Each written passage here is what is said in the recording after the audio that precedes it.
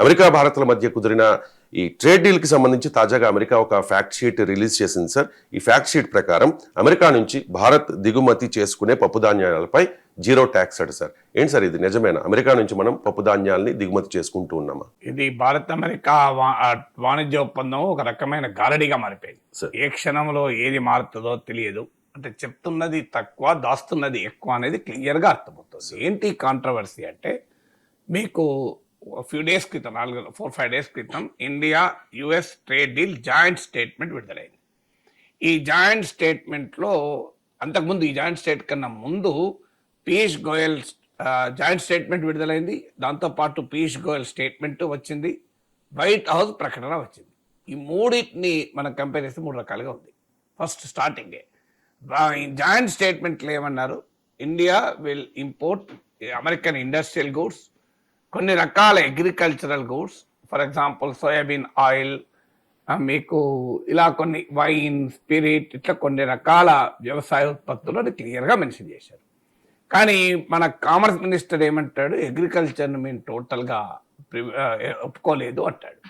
కానీ మీకు జాయింట్ స్టేట్మెంట్లో క్లియర్గా ఉంది, మీకు ట్రీ నట్స్, అలాగే డ్రైడ్ డిస్టిల్లర్స్, గ్రెయిన్ సల్యుబుల్స్ ఎనిమల్ ఫీడ్గా వాడతారు, ఇలాంటివన్నీ మేము ఇంపోర్ట్ చేసుకుంటాం అని క్లియర్గా జాయింట్ స్టేట్మెంట్లో ఉంది, వైట్ హౌస్ ఫ్యాక్ట్ షీట్లో ఉంది. కామర్స్ మినిస్టర్ మాత్రం మేము అగ్రికల్చర్ సెన్సిటివ్ సెక్టార్స్ను పూర్తిగా ప్రొటెక్ట్ చేశాం అని అంటారు.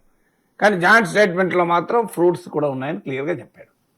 ఇది కాంట్రవర్సీ నడుస్తుండగా మళ్ళీ నిన్న ఒక ఫ్యాక్ట్ షీట్ విడుదల చేసింది అమెరికన్ ప్రభుత్వం. ఈ ఫ్యాక్ట్ షీట్లో ఏమన్నట్టు సర్టన్ కైండ్స్ ఆఫ్ పల్సెస్ అన్నాడు. అది జాయింట్ స్టేట్మెంట్లో లేదు అంతకుముందు. క్లియర్గా పీయూష్ గోయల్ పల్సెస్ను ఎలో చేయడం లేదు అని చెప్పాడు. సో మన కామర్స్ మినిస్టర్ పల్సెస్ను ఎలో చేయడం లేదు అన్నాడు. అమెరికా ప్రభుత్వం నిన్నిచ్చిన ఫ్యాక్ట్ షీట్లో సర్టన్ కైండ్స్ ఆఫ్ పల్సెస్ అన్నాడు. దీంతో దేశమంతా బగ్గుమంది, రైతు సంఘాలు బగ్గుమన్నాయి. ఇప్పుడు తాజాగా మళ్ళీ ఒక ఫ్యాక్ట్ షీట్ విడుదల విత్ ఇన్ అవర్స్, దీంట్లో మళ్ళీ పల్సెస్ తీసేశారు. సో ఇప్పుడు లేటెస్ట్గా మీరు పల్సెస్ తీసేశారు, వెరీ లేటెస్ట్. సో ఇప్పుడు మొదట్లో పల్సెస్ లేదు, మధ్యలో పల్సెస్ వచ్చింది, ఇప్పుడు మళ్ళీ పల్సెస్ లేదు. మరి ఏది నిజం అన్నట్లు? ఎందుకంటే ఈ అనుమానం ఎందుకు వస్తుంది అంటే, జాగ్రత్తగా ఒక పదం రాసుకున్నారు మన కామర్స్ మినిస్టర్. భారత ప్రభుత్వం దాస్తున్న వ్యవహారం ఏంటంటే, మీకు అనుమానం రావచ్చు, మరి అలా ఎలా చెప్తారు సార్, మరి అమెరికా అంత పెద్ద దేశం కదా, ఇప్పుడు జాయింట్ స్టేట్మెంట్లు లేనిది ఎలా చెప్పారు సర్టన్ కైండ్స్ ఆఫ్ పల్సెస్ అని మళ్ళీ ఎందుకు తీసేశారంటే, అందులో ఏముంది అంటే, మీరు జాయింట్ స్టేట్మెంట్లో ఫస్ట్ పాయింట్ కావాలంటే స్క్రీన్ పై చూపెట్టండి, అండ్ అడిషనల్ ప్రొడక్ట్స్ అనేది. అండ్ అడిషనల్ ప్రొడక్ట్స్ అన్నిట్లో ఉంది, రివైజ్ స్టేట్మెంట్లో ఉంది, ప్రతి దాంట్లో ఉంది. ఈ అండ్ అడిషనల్ ప్రొడక్ట్స్ అనే ప్రమాదకరం అని నేను ఫస్ట్ టైం భారత్ అమెరికా వాణిజ్య ఒప్పందం 10 భయాలు అని ఒక వీడియోలో మీకు స్పష్టంగా ఒక విశ్లేషణలో పేర్కొన్నాను. అందులో 10 భయాల్లో మొదటిగా చెప్పింది ఈ అడిషనల్ ప్రొడక్ట్స్ అని. సో ఈ అడిషనల్ ప్రొడక్ట్స్ అన్నది స్పెసిఫై చేయకుండా మరికొన్ని అదనంగా మరికొన్ని ఉత్పత్తులు ఉన్నారు. ఆ అదనంగా మరికొన్ని ఉత్పత్తులు ఏంటో మన భారత ప్రభుత్వం భారత ప్రజలకు చెప్పడం లేదు. దాన్ని అప్పుడప్పుడు అమెరికా తీస్తుంది బయటికి. అలా తీసిందే ఈ పప్పు దినుసులు. మళ్ళీ ఇది భారతదేశంలో పెద్ద గందరగోళం అయ్యాక వీళ్ళు మళ్ళీ ఇప్పుడు దాని పప్పు దినుసులు అనేది డాక్యుమెంట్లోకి వెళ్ళి తీసేశారు. అంటే ఇప్పటికీ తెలియదు భారత ప్రభుత్వం ఒప్పుకుందా లేదా అని. ఒప్పుకోలేదు అని మన కామర్స్ మినిస్టర్ అంటున్నాడు. ఒప్పుకోకపోతే వైట్ హౌస్లో ఫ్యాక్ట్ షీట్లు ఎందుకు వస్తుంది? వచ్చిన తర్వాత మళ్ళీ గొడవ అయితే తీసేయడం వేరు. అండ్ అడిషనల్ ప్రొడక్ట్స్ అంటే ఏంటి? అండ్ అడిషనల్ ప్రొడక్ట్స్ అని రాసి పెట్టుకున్నారు తెలివిగా. రేపు అమెరికా ఒత్తిళ్ళకు అవకాశం వచ్చేలా అండ్ అడిషనల్ ప్రొడక్ట్స్ అని చెప్పారు. ఇప్పుడు ఎవరైనా ఏమంటే మీరు ట్రంప్ నమ్ముతారా, మన ప్రభుత్వాన్ని నమ్మాలి, మన పీయూష్ గోయల్ చెప్తున్నాడు కదా పప్పు దినుసులు లేవని. కరెక్టే, కానీ మన ప్రభుత్వ వ్యవహారస్తులే మనకు అనుభవం ఉంది కదా. ఆగస్టు 15 ప్రధానమంత్రి నరేంద్ర మోడీ రైతుల పశుపాలకుల ప్రయోజనాలకు ఎట్టి పరిస్థితుల్లో ఎలో చెయ్యము, గోడలాగా నేను నిలబడతాను అన్నాడు ఆగస్టు 15. ఆగస్టు 18న కూల్గా with in 3 days prime minister దేశ ప్రజలకు ఎర్రకోట నుంచి చెప్పిన హామీకి భిన్నంగా పత్తి, కాటన్ పైన ఇంపోర్ట్ తీసేశారు. ఇది ఇండియన్ గవర్నమెంట్ యొక్క వ్యవహారం చూసిన తర్వాత ఏదో దాస్తున్నారు అనే అనుమానం రాదా? ఎందుకంత వేగ్గా పెట్టాలి అండ్ అడిషనల్ ప్రొడక్ట్స్ అని? ఆ అడిషనల్ ప్రొడక్ట్ పల్సెసే కావచ్చు అనే అనుమానం రాకపోదు. ఎందుకంటే పల్సెస్ ఇది వెరీ సీరియస్ థింగ్ మన దేశంలో. ఎందుకంటే 5 కోట్ల మంది రైతులు పప్పు దినుసులు పండిస్తారు మన దగ్గర. సో ఈ పప్పు దినుసులు, శనగలు, కందులు, ఇలా పెసర్లు, ఈ పప్పు దినుసులు India is one of the most largest producer, largest consumer. As of now మన అమెరికా నుంచి దిగుమతి చేసుకుంటున్న పల్సెస్ చాలా నెగ్లిజిబుల్, $89 మిలియన్ మాత్రమే. సో ఇది మొదటి కన్ఫ్యూజన్. జాయింట్ స్టేట్మెంట్ లో పల్సెస్ లేదు. వైట్ హౌస్ ఫ్యాక్ట్ షీట్ లో, నిన్న ప్రకటించిన ఫ్యాక్ట్ షీట్ లో పల్సెస్ పెట్టారు. మళ్ళీ వెంటనే ఇండియాలో ఇది పెద్ద విమర్శలకు కారణమైనాక ఫ్యాక్ట్ షీట్ లో మళ్ళీ తీసేశారు. Still nobody knows whether pulses అనేది ఉందా లేదా.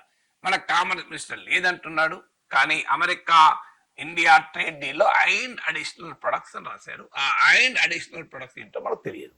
ఇది పల్సెస్ కావచ్చు కాకపోవచ్చు అనే అనుమానం రాస్తుంది. ఇలా ఎందుకు వేగ్గా పెట్టారు? వేగ్గా పెట్టడం వల్లనే కదా ఇవాళ అమెరికా పల్సెస్ యాడ్ చేసింది. ఇక రెండవ కన్ఫ్యూషన్ చెప్తాను. ఎంత గారడీ మోసం ఈ ఇండియా యుఎస్ ట్రేడ్ డీల్లో. బహుశా ఏ ట్రేడ్ డీల్లో కూడా ఇలా అనుమానాలు ఉండవు, స్పష్టంగా రాసుకుంటారు ఏదైనా ఉన్నా. సో రెండవది ఏంటి, ఫిబ్రవరి 2025లో మన ప్రధానమంత్రి అమెరికా వెళ్ళినప్పుడు ఇరు దేశాల వాణిజ్యాన్ని, బైలేటరల్ ట్రేడ్ను $500 బిలియన్ 50,000 కోట్ల డాలర్లకు పెంచుకుంటాము అని స్టేట్మెంట్ ఇచ్చారు. బైలేటరల్ ట్రేడ్ అంటే ఏంటి? భారత్ అమెరికాకు ఎగుమతి చేసేది, అమెరికా నుంచి దిగుమతి చేసుకునేది. బోత్ కలిపితే బైలేటరల్ ట్రేడ్ అంటారు. బోత్ ఇంపోర్ట్స్ అండ్ ఎక్స్పోర్ట్స్ కలిపితే ట్రేడ్ అంటారు. ఇది మొత్తం ఎంత? $500 బిలియన్ బై 2030. ఇది ఫిబ్రవరి 2025లో మన ప్రధానమంత్రి వైట్ హౌస్కి వెళ్ళి అమెరికాకు వెళ్ళినప్పుడు వచ్చిన జాయింట్ స్టేట్మెంట్. సో ఈ ప్రజెంట్ లెవెల్ ఎంత? $132 బిలియన్. దీన్ని $500 బిలియన్ కు 2030కి చేర్చుకుంటామన్నారు. ఇది ఇక్కడ దాకా వచ్చింది. తర్వాత ఏమన్నారు? జాయింట్ స్టేట్మెంట్ వచ్చింది. జాయింట్ స్టేట్మెంట్ కన్నా ముందు అమెరికా అధ్యక్షుడు ఏమన్నాడు? So India will buy $500 billion of American goods అన్నారు.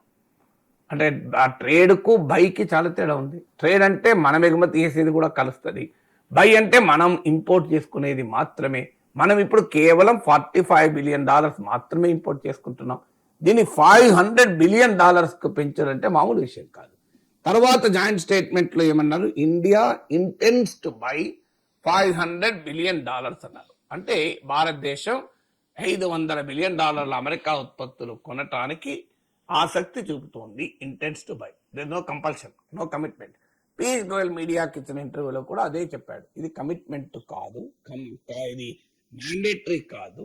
ఇంటెన్స్ టు బై అంటే కొనాలి అన్న గ్యారంటీ లేదు, కొనే ఆలోచన చేస్తుంది అని మాత్రమే.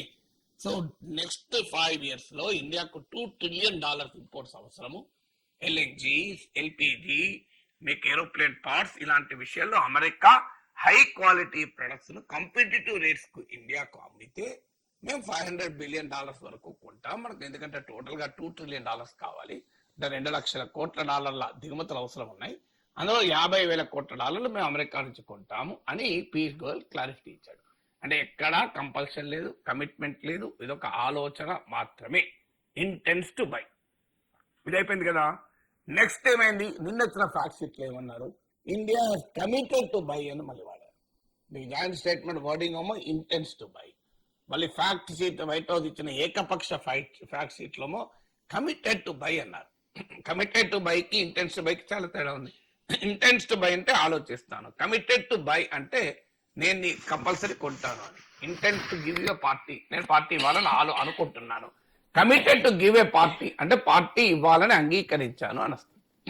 సో ఈ రెండింటి మధ్య చాలా తేడా ఉంది. సో ఇప్పుడు మళ్ళీ ఇండియాలో ప్రొటెస్ట్ వచ్చాక మళ్ళీ ఫ్యాక్ట్ షీట్ లో కమిటెడ్ టు బై అని తీసేసి మళ్ళీ ఇంటెన్స్ టు బై అని రాశారు. చూడండి ఎన్ని రకాల గారడి జరుగుతోంది దీనిపైన అర్థం. మూడవది డిజిటల్ సర్వీసెస్.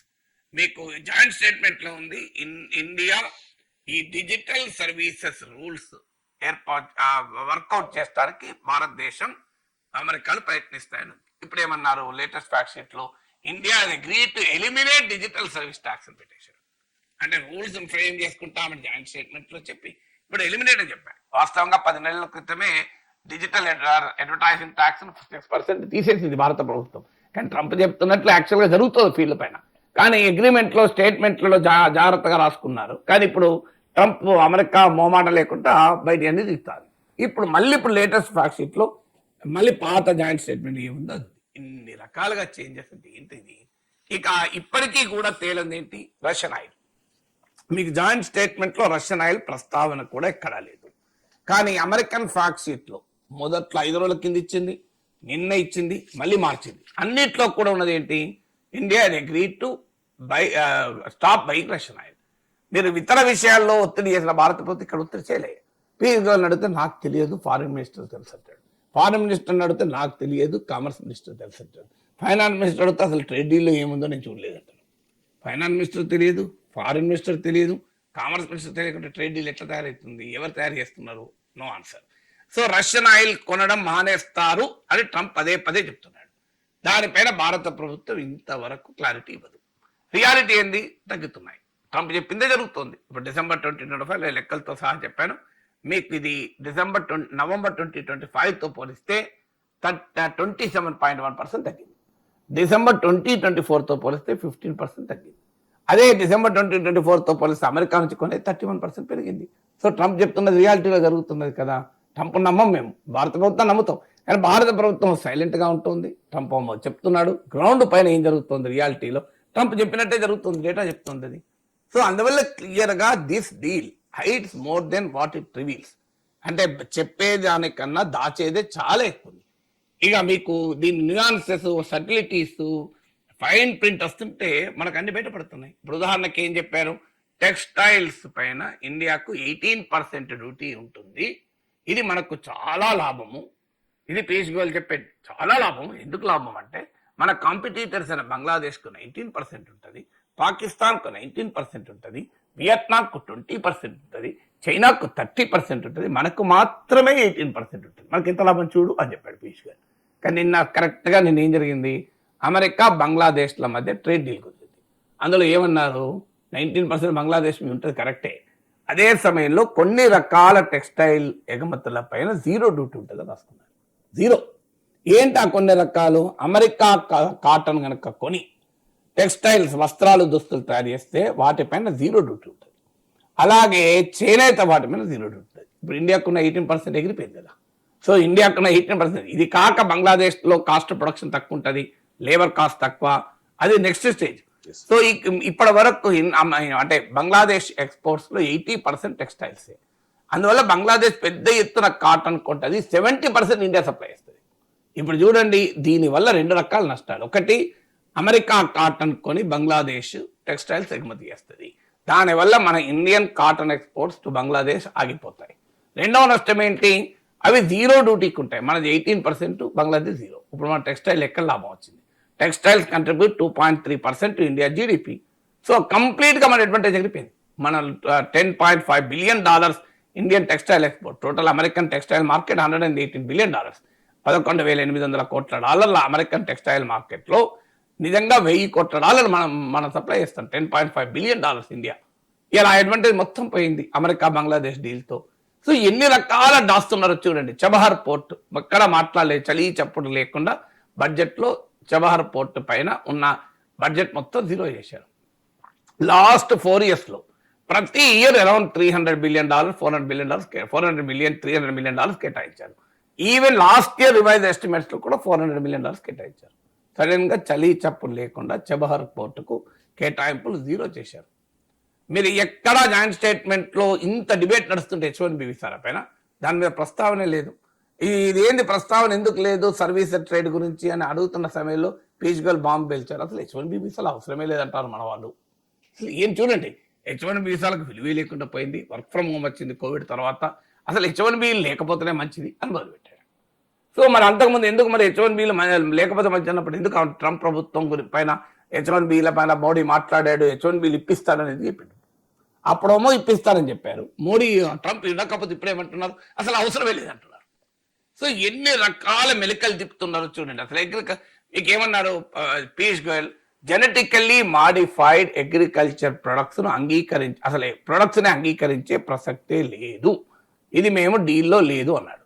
లేదా ఎట్లా దొడ్డిదాన్ని ఉంది? ఎట్లుంది? డ్రైడ్ డిస్టిల్లర్స్ గ్రెయిన్ సాల్యుబుల్స్లో ఉంది. ఏంటది? అది అమెరికాలో జెనెటికల్లీ మాడిఫైడ్ కార్న్తోని, సోయాతోని చేస్తున్న DDGS. ఇండియాలోమో రైస్తోని, మేస్తో చేస్తారు, మొక్కజొన్న, వరితో. ఇవి జెనెటికలీ మాడిఫైడ్ కాదు. అమెరికాలో అవి జెనెటికలీ మాడిఫైడ్ చేస్తారు. DDGS అంటే ఏంటంటే ఇథనాల్ ప్రొడక్షన్లో అదొక బై ప్రొడక్ట్. సో అమెరికాలో ఇథనాల్ ప్రొడక్షన్ ప్రధానంగా కార్న్తో చేస్తారు, అది జెనెటికలీ మాడిఫైడ్ కార్న్తో చేస్తారు. ఇండియాలో ఇథనాల్ ప్రొడక్షన్ రైస్తో చేస్తారు, మేస్ మొక్కజొన్నతో చేస్తారు, ఇది జెనెటికలీ మాడిఫైడ్ కాదు. సో మనకేం చెప్తున్నాడు పీయూష్ గోయల్, జెనెటికలీ మాడిఫైడ్ అంగీకరించలేదు అంటున్నాడు. ఎందుకు అంటే ఇండియాలో ఫుడ్ ప్రొడక్ట్స్ లో జెనెటిక్ మాడిఫికేషన్ ఎలోడ్ కాదు. కేవలం బీటీ జెనెటికలీ మాడిఫైడ్ కాటన్ మాత్రమే ఇండియా ఎలో చేసింది. అందుకొరకు ఇక్కడ మేము ఎలో చేయలేదు అంటున్నారు. కానీ ఏం చేస్తున్నారు, ఎనిమల్ ఫీడ్ లో భాగంగా ఎలో చేస్తున్నారు. మన ఎనిమల్ ఫీడ్ లో భాగంగా లేదు, మన ఫుడ్ చైన్ ఎంటర్ కాదా. ఇప్పుడు డ్రై డిస్టిల్లర్స్ గ్రెయిన్ సాల్యుబుల్స్ లో మీకు ఎనిమల్ అది జెనెటికలీ మాడిఫైడ్ కార్న్తోనే వాడతారు కదా.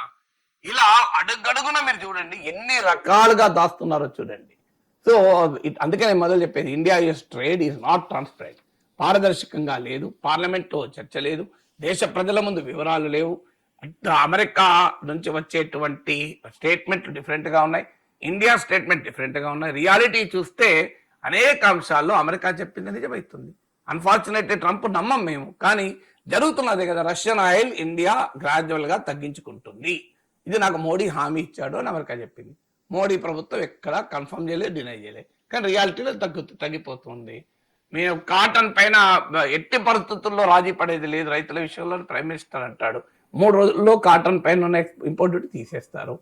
సో ఇలా మీకు అడుగడుగు నాకు కనబడుతుంటే, మీకు వాస్తవంగా అమెరికా చెప్పిందే జరుగుతుంటే, ట్రంప్ చెప్పిందే జరుగుతుంటే మరి నమ్మడం అనేది ఎవరిని? కానీ అందులో తెలివిగా అడిషనల్ ప్రొడక్ట్స్ అని రాసి దాన్ని మంచిగా కోచ్ చేసి పెట్టి అది దాసి భారత ప్రజలు ఫూల్ చేయడం కదా.